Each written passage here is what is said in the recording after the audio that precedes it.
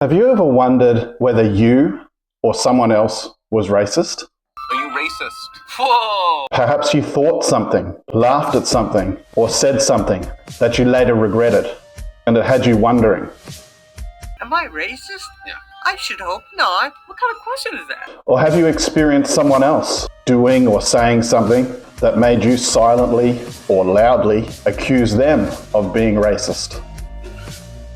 No. No. Definitely. Whoa! Hold on. It's a complex discussion, and we can't always know what's going on in another person's heart. But I want to highlight two big things to consider before making a final judgment of a racist, be it yourself or someone else. Oh, am I white? A racist? Hell no. That is a multi-layered question. Well, let's get into it. To provide some context, Australia and other Western countries have experienced prolonged mass immigration policies. People are now waking up to realise the enormous damage unchecked high migration to their countries is now causing, and they are extremely concerned and want to slow down migration to maintain their national identities, cultures, economies, and Christianity. So, two big things to consider before judging a racist. Number one, modern media, corporate, political, and educational framing.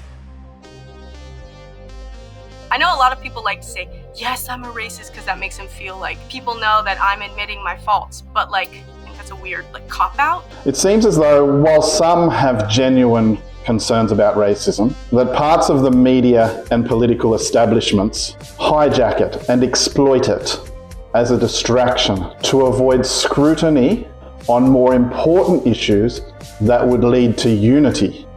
Once you hit your mid-40s, like myself, you've experienced a lot of life, including having the time to sift through political and educational framing and analyse the media.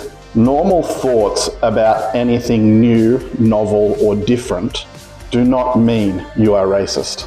Protest marches here in Australia and in other Western countries are now becoming regular events with the aim of putting pressure on the government to reduce the migration numbers of people who are arriving each year. Our social fabrics and economy are buckling under the stress of such large numbers. The politicians denounce the rallies against mass migration. They belittle the local people's cries and concerns. They refuse to acknowledge or discuss it. Rather, they sing the praise of multiculturalism and constantly offer sympathy and support for the minority groups. Sporting organisations and companies celebrate multiculturalism and shame anyone who isn't celebrating it. The Voice referendum in Australia last year sought to divide Australians for political and power gain. Students in schools are being taught a revised version of Australian and colonial history, which is largely a great distortion of the truth. Children are being taught in the schools that their history is embarrassing and shameful, and that other cultures and beliefs should be highlighted and celebrated. Companies and sporting organisations, etc., seek to prey on the compassion of people by raising awareness, money, for minority and racial causes. Sure, within each race there are some stereotypes of those in other races. Definitely stereotype people before. Just like a stereotype. The stereotypes. But these observations surely don't make everyone a racist. In my opinion, stereotypes are more often to do with differences in cultural behaviour. And that leads me to the second big thing to consider. Number two, culture versus race. So when I say cultural versus racism, I want to highlight that the real problem is this fantasy of multiculturalism. Rather than the main problem being racism, I believe the problem is cultural differences. And this is natural rather than being a problem as such. It's not a race issue. Australia has always enjoyed having minority people from all over the world of different skin colours, skin tones, and they've always shared our values and beliefs and largely religion and language. And so there is harmony with the shared Australian values. Other countries are free to think that theirs is the best too. But it's better if those people remain united and together, causing harmony in their society. Cultural differences are what causes the problems. The government, the media, companies, etc. don't want you to realise this because it flies in the face of their great multiculturalism fantasy.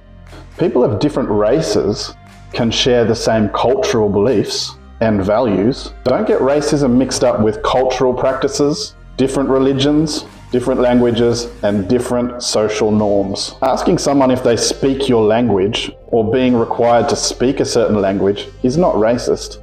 It's to set boundaries for fair and appropriate communication. In conclusion, in the last 30 years, Australian media and political groups have tried to gain attention through exploiting racial divisions. The majority race is often accused of being inherently racist, merely because they are the majority. This framing by the media and political interests has toxically led many to believe that racism is a big issue in Australia.